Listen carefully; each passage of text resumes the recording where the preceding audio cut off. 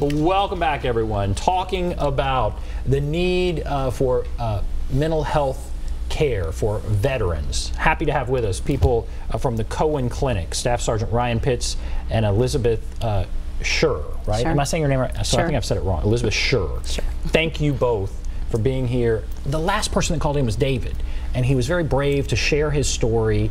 And you all were just talking about how brave that was. It's certainly brave to call in and share your story, but it's just brave to walk through the door of a clinic, right? Yeah, yeah. For a lot of people, that is the hardest part, walking through that door, making that appointment, but then committing and walking through that door.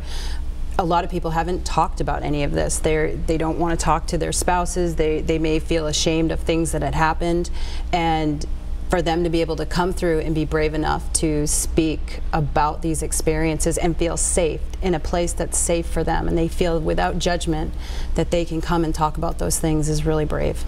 You said sometimes people will be nervous and uncomfortable, and you say you don't need to be nervous now. You've done the hardest part. Walking through that door. The hardest part is walking through. And I guess I want to ask, you know, your experience.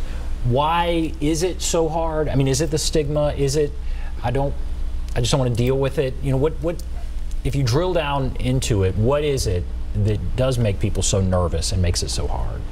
Yeah, I think there's a number of things. I think there was one that was whatever this image, unrealistic image I had in my head of myself of, you know, I went to combat dealing with this emotional effects.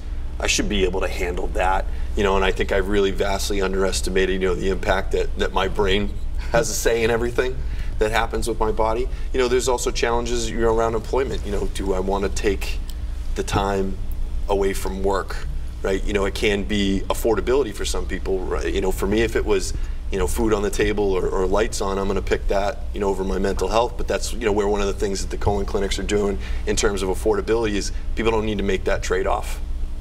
Right? You can get that care at low to no cost and do what you need to take care of yourself and your family. So Cohen Clinic, so this is opened, it's in Montgomery County, it's in Clarksville. Yes. Are there others all over the country, or what are we talking about here? There's 10 clinics right now all over the country. We are the only one in Tennessee.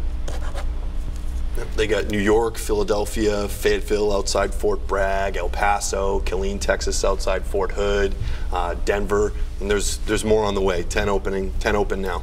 Wow. And when did the one open in Clarksville? Our grand opening was yesterday. So okay, yeah, yes. It's new, brand new. Yes. All right. Still has that new smell. Grand opening was yesterday. Wow. All right, let's go to Wayne. Hello, Wayne. Yeah, good evening. I'm a veteran of the United States Air Force, and I was discharged in 1979. To explain to you, what we're dealing with is like an iceberg, what's below the surface, and I'm being very respectful because I really, your show's number one to me. Below the surface, it's like responding to a train wreck that started back in Vietnam. And I don't blame VA for their response. I'm saying this has been ongoing, and it's like a snowball. And when veterans ask for help, they basically, there's so many, and the case management here in Nashville is so few. You're lucky if you get 1 hour a day, 1 day a month. That's to get food boxes and get transportation, that you need to go to medical appointments. So I'm saying, I'm seeing a lot of veterans in these facilities where they basically give you a one-bedroom with no income. You wake up, you got all day, nothing to do, no income, no transportation. They need to deal with that because I see a lot of veterans deteriorating because they feel like this is the way my life's going to be from now on. So I'd like to see the mental health department step it up where they actually go out and bring people in instead of putting them in one bedroom saying you're on your own. Are you saying you're talking about the VA right now, right? Yeah, I'm under a HUD-BASH program in the housing, and what they do is they basically say, we're going to help you out, but all you get is 1 day a month, 1 hour for that day.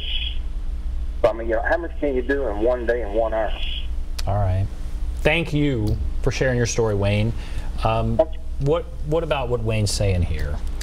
It is a big issue, and that is why it's great that we have these clinics coming out, because that iceberg is being recognized, and it's like you are taking the top off of a pot of boiling water. There is so much underneath there that needs to be addressed, and the more we educate the public, I'd said earlier, you know, there's a lot of people out there that want to help, and I think a lot of these clinicians and just community citizens and resources, they just don't know right now where to do that and how to do that. But Wayne touched on, you know, time is kind of almost a barrier to care, and I mean, you guys have seen already over 200 clients, 250 clients since the soft opening in April, and are experiencing some, you know, phenomenal responsiveness, right? Yeah, and I can say one thing: as the number of clients climbs, we are adding clinicians,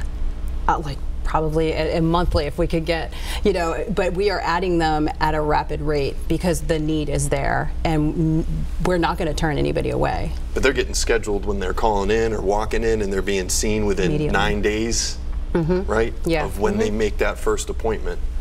So definitely breaking down that time barrier. Yeah. And is the VA overwhelmed in this regard? He's kind of speaking to, he's had, I guess, a difficult time. Maybe that's just his story. But what is offered by the VA, and is it meeting those needs, do you think?